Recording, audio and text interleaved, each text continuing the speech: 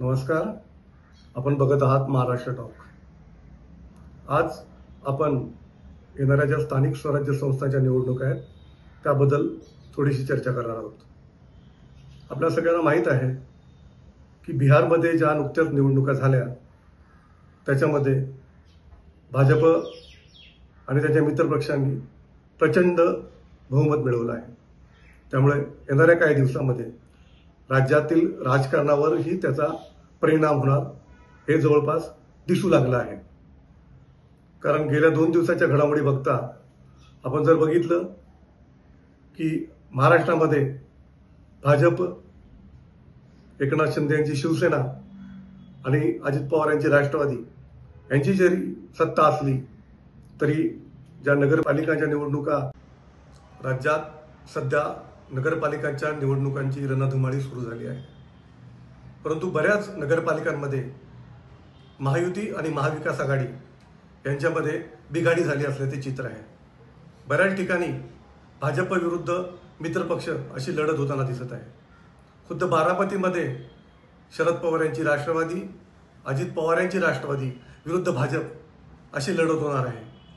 हे सर्व वातावरण बघितलं तर भाजपने राज्यात स्वबळावर सत्तेत येण्याची जी त्यांची स्वप्न आहेत ती पूर्ण करण्याच्या दिशेने तयारी सुरू केली आहे असं चित्र दिसू लागलं आहे.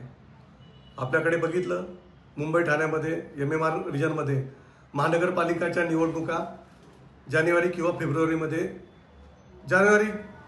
होण्याची शक्यता आहे. कारण जानेवारीच्या 30 तारखेच्या आधी निवडणुका संपवाव्यात असं सुप्रीम कोर्टाने आदेश दिलेले आहेत.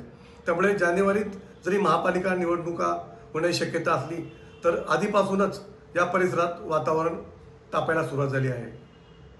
कल्याण डोंबिवलीतल्या गेल्या 2 दिवसाच्या घडामोडी बघितल्या तर उपमुख्यमंत्री एकनाथ शिंदे यांचे पुत्र असलेले डॉक्टर श्रीकांत शिंदे यांच्या मतदारसंघातच भाजपने आता डल्ला मारायला सुरुवात केली आहे. श्रीकांत शिंदे यांचे निकटवर्तीय असलेले महेश पाटील यांना भाजपने आपल्याकडे खेचलेलं आहे.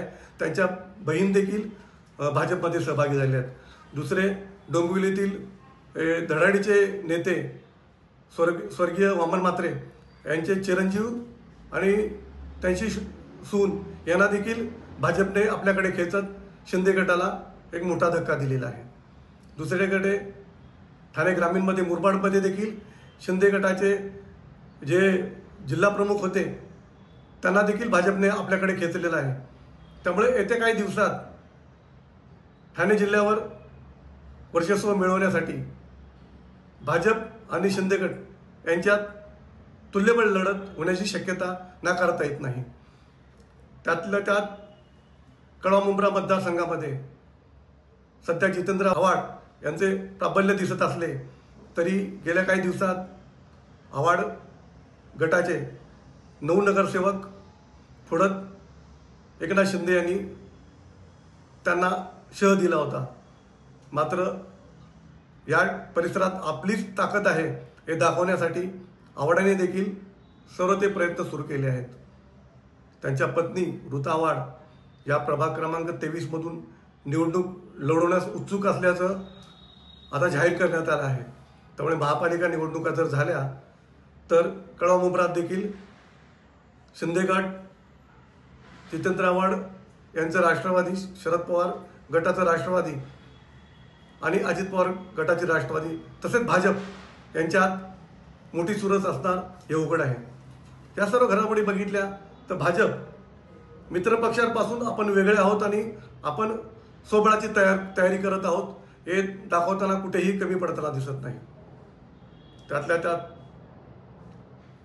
आज सर्वोच्च न्यायालयाने एक निकाल दिला आहे की राज्यात 50% वर जर राखीव मतदारसंघ झाले तर आम्हाला निवडणुकांना स्थगिती द्यावी लागेल असा इशारा त्याने दिलेला आहे. आणि याच्या पुढची सुनावणी 19 तारखेला ठेवली आहे. नगरपालिकांमध्ये किंवा महापालिकांमध्ये बऱ्याच ठिकाणी 50% वर आरक्षण गेलेलं आहे. त्यामुळे जर या सुधारणा झाली नाही तर सर्वोच्च न्यायालय काय निर्णय घेणार याकडे ही सर्व मतदारांचं लक्ष लागलेलं आहे. आज तुर्तास एवढंच. आमच्या चॅनलला सबस्क्राईब करायला विसरू नका. हा विषय तुम्हाला कसा वाटला हे कमेंट करून मला नक्की कळवा. धन्यवाद.